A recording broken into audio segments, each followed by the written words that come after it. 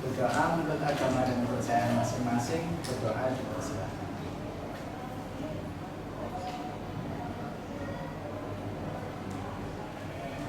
Cukup ya. Dari ini yang tidak berangkat sakit izin atau alhamdulillah dengan menggunakan perbantuan RKTD nanti diharapkan kalian dapat atau mampu menyelesaikan masalah kontekstual yang berkaitan dengan perbandingan trigonometri pada segitiga itu ya di cara pembelajaran. Terus berikutnya ada beberapa materi prasyarat yang harus setidaknya kalian kuasai terlebih dahulu. Yang pertama yaitu tentang perbandingan trigonometri pada segitiga siku. Kemudian yang kedua, nilai perbandingan trigonometri pada sudut-sudut istimewa atau sudut khusus. Ya, itu. Jadi harus ada dua materi yang kalian kuasai terlebih dahulu. Ya. Perbandingan trigonometri pada segitiga siku. Terus kemudian yang kedua adalah perbandingan trigonometri pada sudut istimewa atau sudut khusus. Ya. Materi ini kan sudah pernah kalian pelajari di pertemuan-pertemuan sebelumnya. Pesawat itu terbangnya pada ketinggian berapa kaki di atas muka laut? Singkatnya bagaimana ya misalnya ya? Nggak tahu. Sebenarnya konsep mengukur ketinggian suatu benda, ya, mengukur ketinggian suatu benda atau suatu objek yang sangat jauh dan kita tidak bisa mengukur secara langsung. Bagaimana cara menghitung itu? Cara menghitung itu sebenarnya akan kita pelajari di materi yang akan kita bahas, yaitu tentang sudut elevasi dan sudut depresi. Sudut elevasi dan sudut depresi. Apa sih itu sudut elevasi dan sudut depresi? Oke, pada pertemuan sebelumnya saya sudah memberikan instruksi kepada kalian untuk mencari referensi belajar dari internet, yaitu tentang apa sih itu sudut elevasi, apa itu sih sudut depresi. Gunakan untuk mengukur sudut-sudut elevasi ataupun sudut depresi itu disebut dengan klinometer. Ya, namanya klinometer ya. Itu contoh-contoh klinometernya. Ya. Tahu kan cara menggunakannya? Nah, sekarang silakan kalian masing-masing kelompok mencari sebuah objek, ya, sebuah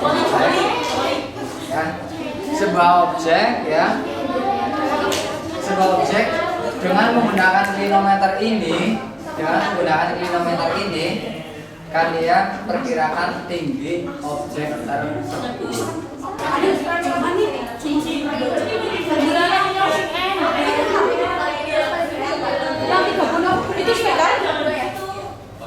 Nah, iya baik, kita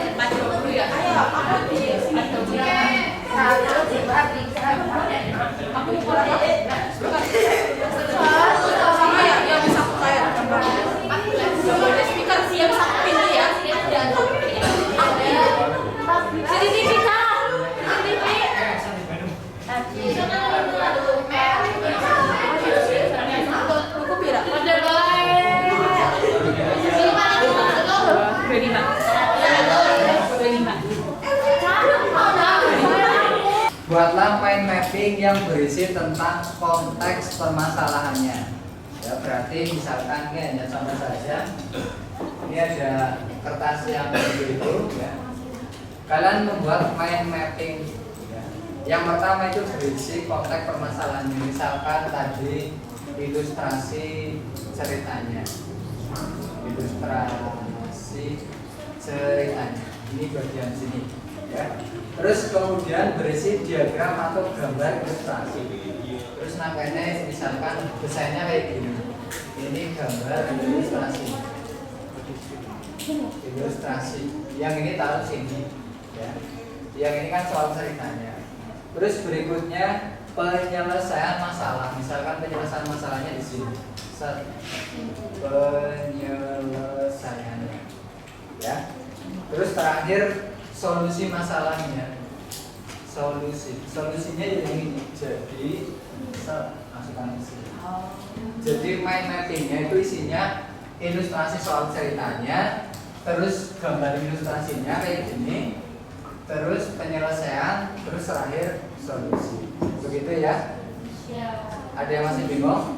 Isinya hanya kayak gitu saja, ya. Terus buatlah alur penyelesaian masalah dengan alur yang mudah dipahami oleh pembaca. Silakan kalian kreasikan desainnya semenarik mungkin. Begitu. Terus berikutnya menyusun jadwal. Ya, menyusun jadwal. Sudah? Silakan dibuka menyusun jadwal. Sudah. Menyusun jadwal. Perencanaan desain silakan kalian harus isi tanggal sekarang. Ya. Tanggal sekarang. Pengumpulan alat dan bahan juga tanggal hari ini, ya. Pembuatan desain proyek mau kapan ini kira-kira? Besok. Ya udah besok ya. Besok. Ditulis tanggalnya. Itu tanggalnya ditulis besok. Ya. Terus pengerjaan proyek juga besok. Ya. Terus presentasinya juga pertemuan besok. Pengumpulan hasil proyeknya juga besok. Seperti itu ya. Yang depan.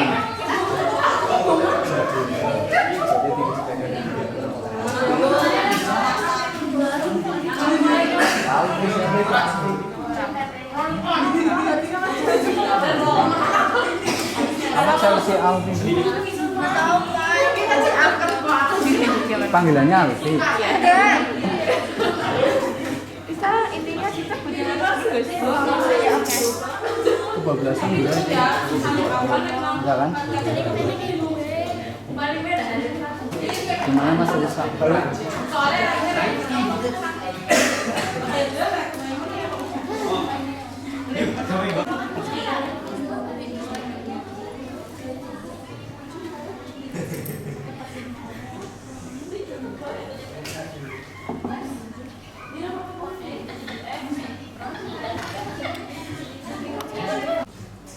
Assalamualaikum warahmatullahi wabarakatuh. Waalaikumsalam warahmatullahi wabarakatuh. Kami dari kelompok 1 akan mempresentasikan hasil diskusi kami tentang pembuatan clinometer, dan di sini kita akan mempresentasikan mind mapping dari karya clinometer.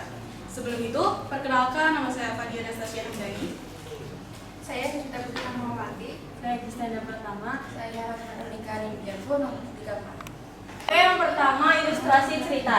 Deswita ingin mengganti lampu kamar yang mati. Deswita penasaran berapa tinggi tangga yang diperlukan untuk mencapai lampu tersebut. Lalu Deswita teringat cara mencari ketinggian menggunakan sudut elevasi yang pernah diajarkan oleh Pak N. Untuk yang selanjutnya adalah ilustrasi gambar. Di sini kita membuat ilustrasi gambar dari percobaan yang kemarin. Di sini digambarkan ada Deswita, lalu di sini adalah lampunya, dan jarak dari Deswita terhadap bawah lampu adalah 4,2 meter. Dan tinggi Deswita ini adalah 1,65 meter. Lalu saat Deswita memiliki lampu, alat clinometernya itu menunjukkan sudut 45 derajat. Jadi alfa di sini adalah 45 derajat.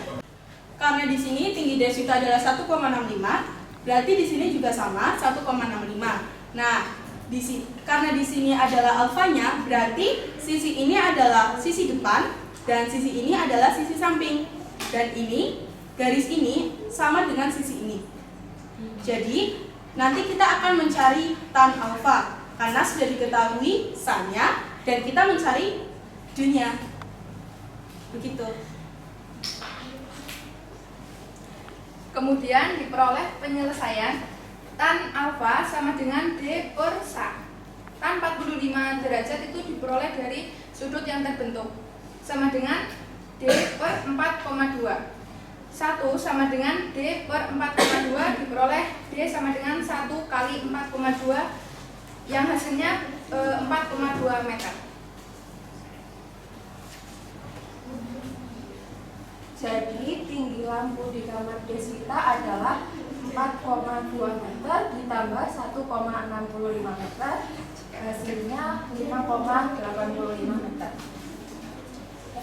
Sekian presentasi dari kami. Apabila ada teman-teman yang ingin menanyakan, dipersilakan. Silakan Mbak Naila. Oke. Sebelumnya izin bertanya, perkenalkan saya Nubila Naila Putrahma, nomor absen 26, akan bertanya kenapa penyelesaiannya memakai tangan alfa. Oke. Terima kasih. Izin menjawab dari pertanyaan Mbak Zulia Naila Faturrahma. Kenapa kita penyelesaiannya itu menggunakan tangan alfa? Karena di sini seperti yang tadi dijelaskan, alfanya kan di sini nih. Nah, berarti sisi depannya ini, sisi samping ini, sisi miring ini. Sedangkan sisi sampingnya itu sudah kita ketahui dan kita itu sedang mencari sisi depan. Karena tinggi lampu itu kan di sini sisi depan. Jadi untuk mencari penyelesaiannya itu kita menggunakan tangan alfa, yaitu depan per samping. Begitu Mbak Naila. Apa sudah merasa terjawab? Sudah, terima kasih. Terima kasih. Mungkin ada pertanyaan lagi dari teman-teman semua? Tidak. Tidak ada? Kalau tidak ada pertanyaan lain, silakan presentasinya. Kita rasa cukup sekian. Apabila banyak kesalahan, mohon maaf. Wassalamualaikum warahmatullahi wabarakatuh. Beri aplaus untuk kelompok saya. Terima kasih kepada beberapa kelompok yang sudah presentasi menjelaskan tentang hasil proyek main-mainnya di depan, dan beberapa kelompok lain yang ternyata tidak atau belum sempat mempresentasikan di depan, tadi sudah memberikan beberapa pertanyaan-pertanyaan ya. Saya rasa cukup ya untuk presentasi pada hari ini. Untuk kelompok-kelompok yang lain, kalau ada yang merasa masih kurang sempurna dari proyek yang sudah kalian buat, silakan disempurnakan kembali ya, seperti itu ya. Oke, untuk pertemuan hari ini presentasinya saya cukup itu dulu. Kita coba merefleksikan terkait apa yang kemarin kita sudah pelajari di pertemuan sebelumnya dengan pertemuan dari ini ya.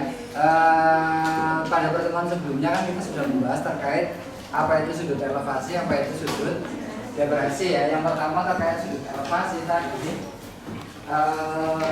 Sudut elevasi tadi itu kan adalah sudut yang bagaimana? Yang terbentuk Yang terbentuk garis horizontal ke atas ya. Terus kemudian sudut depresi ke bawah. Garis horizontal Pandangannya ke bawah.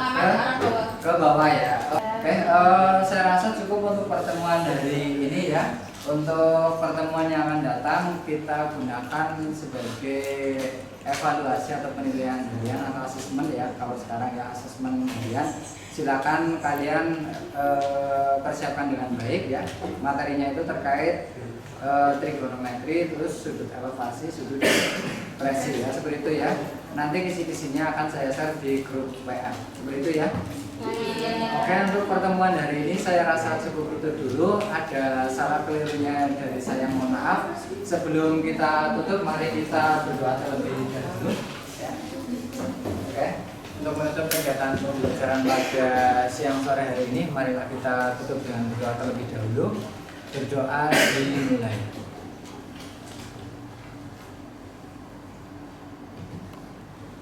Cukup? Ya, saya akhiri. Ada salah kelirunya dari saya, mohon maaf. Akhir kata, assalamualaikum warahmatullahi wabarakatuh. Waalaikumsalam.